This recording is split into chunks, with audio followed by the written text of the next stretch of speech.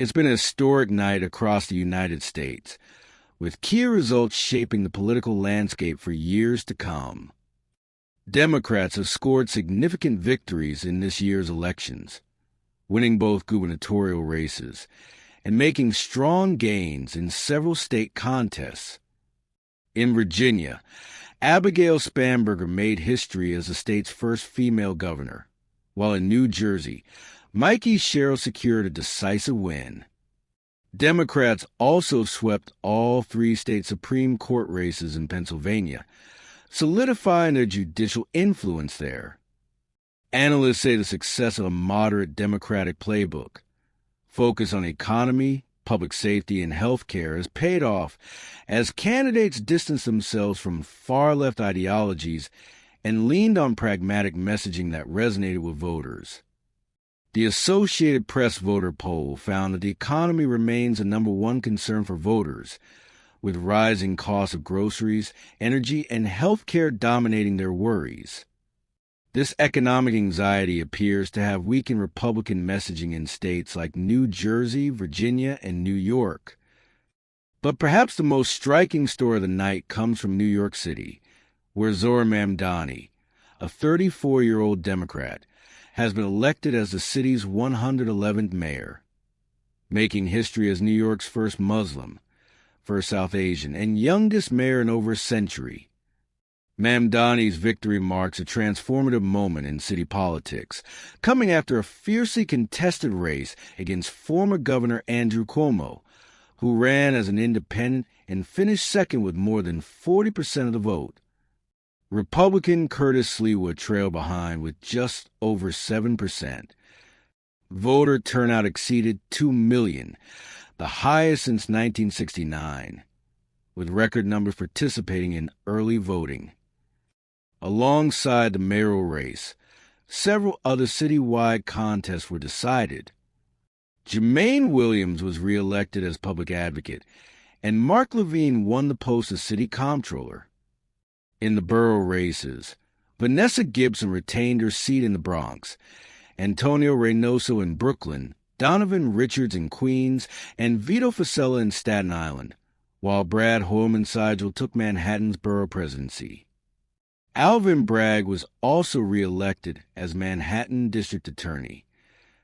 Governor Kathy Hochul congratulated Mamdani, emphasizing cooperation to tackle affordability issues statewide.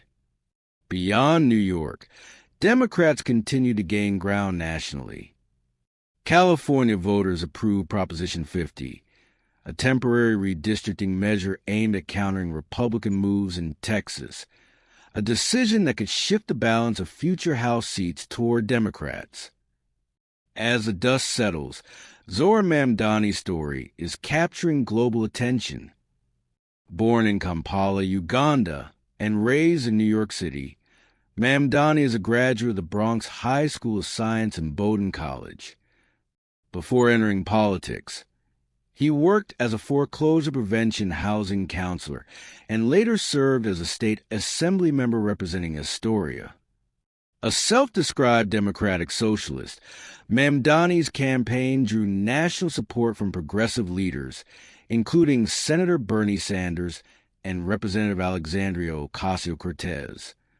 His campaign centered on what he calls a bold affordability agenda, with policies aimed at easing life for working-class New Yorkers.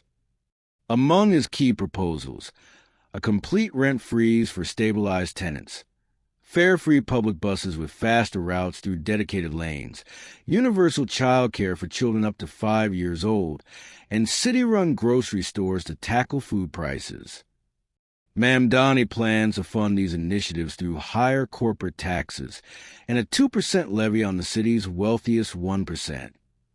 Mamdani's campaign stood out for its creative and inclusive style, merging cultural celebration with grassroots energy. From midnight dinners at popular Desi restaurants to handing out sweets on Diwali and referencing Bollywood culture in campaign events, his approach built a broad, multicultural coalition of supporters.